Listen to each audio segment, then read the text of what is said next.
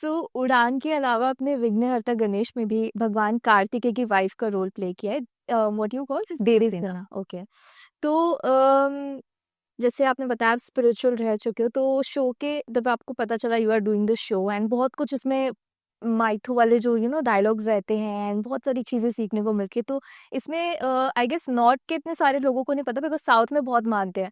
तो क्या आप इसमें बताना चाहोगे कि कैसे मतलब क्या है इन भगवान के बारे में? सो आफ्टर उड़ान थोड़ा सा ब्रेक आया था करियर में। एंड उस टाइम पीरियड में मैंने अपने आप को ग्रूम किया। एंड देन कट टू मेरे पास Ganesha was offer to meet.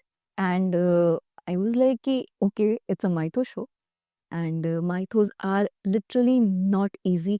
मैं अपने ऑडियंस को बताना चाहूंगी, सबको बताना चाहूंगी, it's a lot of jewelleries की वो जो पूरा कॉस्ट्यूम होता है ना वो बहुत हैवी होता है।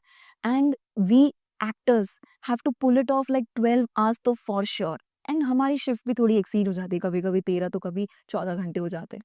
So imagine wearing all that stuff, doing the dialogues also, बहुत बहुत टास्क होता है।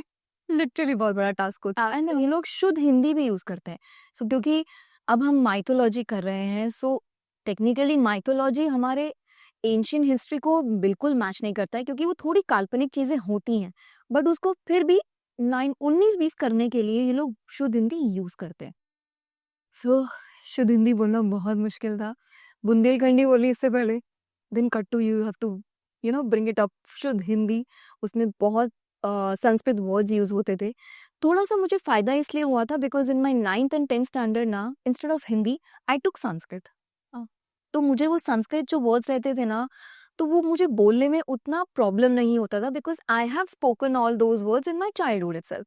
सो मेरे लिए वो थोड़ा काम था। बट वो जो गेटअप था, मुझे याद है हम लोग सुबह सुबह we have to have a अपना कॉल टाइम रहता था 8:30 का। 8:30 का call time is to get the actors ready. उससे पहले जब हम 7 बजे बैठते थे रेडी होने के लिए, हमें 1.5 घंटा लगता था with all that jewelleries, all that hair dress up and everything, आलता लगाना एंड ऑल। वो यू नो वो एक एक बारीकी से हर एक चीज की जाती है। And commendable to the creative teams, वो हर एक चीज को ना देखते थे वहां पे।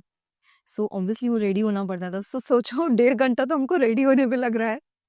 इसीलिए वो 1.5 घंटे को हम लोग बिल्कुल भी डिमोलिश नहीं कर पाते थे, क्योंकि हम जनरली जब सोशल्स करते हैं ना, तो हम क्या है, we can take out of our clothes, हम अपने कैजुअल क्लोथ्स में बैठ सकते हैं 15-20 मिनट के लिए। बट 1.5 घंटा रेडी होने के बाद हम बिल्कुल नहीं उतार सकते हैं, क्योंकि फिर शॉट रुक जाएगा अगर हम 1.5 घंटा वापस दोबारा वो सब चीजें करने में लगाएंगे। तो हमको 12 घंटे बैठना पड़ता था।